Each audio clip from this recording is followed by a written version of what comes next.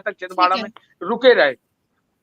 रुकने के ठीक है बाद भी प्रदीप, मैं उसके बाद आपको रोकूंगी क्योंकि नरोत्तम मिश्रा जो है उनका भी रिएक्शन एग्जिट पोल पे सामने आया है। कि देश में अवसरवादियों को नकार दिया है। देश ने राष्ट्रभक्तों की सरकार बनने जा रही।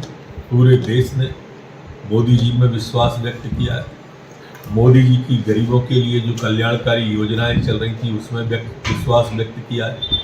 उनकी जन कल्याणकारी योजनाओं में विश्वास किया है। भारत हमारा विश्व गुरु की ओर बढ़े ये देखा है उन्होंने, और इस दिशा में बढ़ने के लिए और हमको विश्वास है कि अब की बार 400 पार जो है वो भारतीय जनता पार्टी और गठबंधन करेगी। मध्य प्रदेश को लेके क्या है? मध्य प्रदेश में पूरी 29 की 29 सीटें भारतीय जनता पार्टी जीतने जा रही है।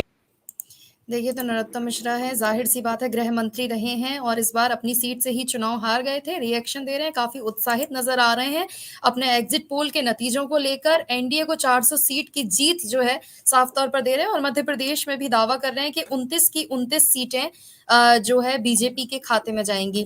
धर्मेंद्र, आपके पास आना चाहूंगी और आखिरी सवाल मैं आपसे ही लेना चाहूंगी। अब जिस तरह से हम गुना सीट की बात कर रहे थे, ज्योतिरादित्य सिंधिया की सीट की बात कर रहे थे, तो देखा गया है कि ज्योतिरादित्य सिंधिया की सीट पर जयवर्धन सिंह भी पहुंचे थे और कहीं ना कहीं उनके जो है अपोजिट में उन्होंने माहौल बनाने की कोशिश की थी। 2019 में भी ज्योतिरादित्य सिंधिया यहां से चुनाव हार गए थे।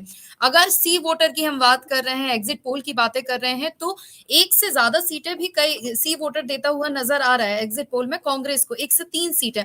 वहीं चाणक्य की बात करें तो 0 से 2 सीटें। तो क्या एक ये सीट मानी जा सकती है? गुना में कंपटीशन कैसा आप देखते हैं? जी देखिए, गुना की जो सीट थी वो पूरे मध्य प्रदेश में अगर हम कहें कि सबसे हॉट सीट लोकसभा सीट थी। तो ऐसे में जो केंद्रीय मंत्री ज्योतिरादित्य सिंधिया भारतीय जनता पार्टी की तरफ से चुनाव लड़े